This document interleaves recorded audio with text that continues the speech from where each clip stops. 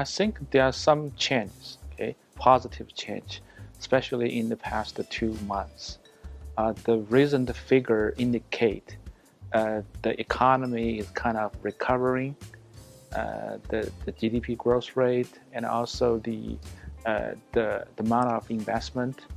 I think the major reason behind this kind of a positive change is the government ease its monetary policy, pumping lots of money in the market, and also the government implement some physical stimulus package, especially to target the stocks or the inventory for the property market in the second, third tier market.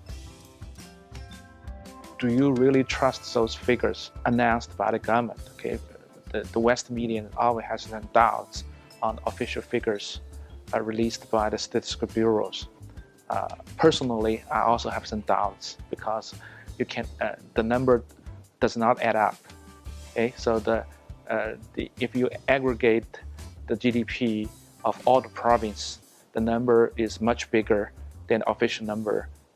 Okay, it's much bigger. Okay, so people have some doubts on that. Okay, let's leave it alone. Let's say the number is accurate. Okay, I think in the short run, the government still they can determine the market. Okay, they will use different ways. Okay, they always can deliver. Okay, especially they still can control the monetary policy and the physical policies. Prime Minister Lee has his own indicator. First one is the amount of loans. Okay, and the second one is the transportation. Okay, and the other one is the electricities. Okay, the amount of electricity generated.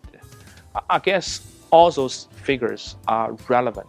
Okay, especially the manufacturing still play a dominant role in our GDP. Okay? But I think the regime is switching.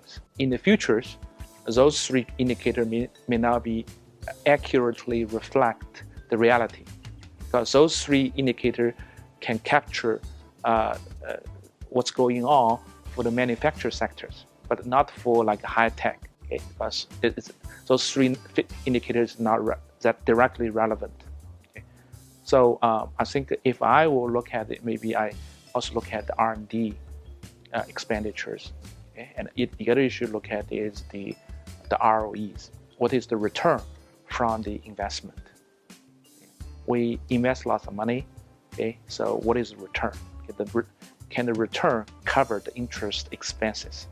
So if the return cannot cover interest, that means eventually there will be hard landings. The other issue I will look, the fifth indicator I will focus on is the non-performing loan figures announced by the big four banks.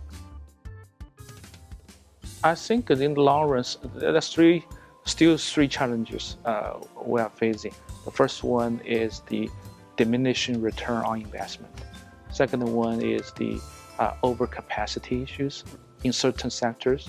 The third one is the over-leveraging, okay, at the national levels. Okay. If we look at the individual household, the leverage level is relatively lower. Okay. But if you look at the corporate level, it is way above the international standards.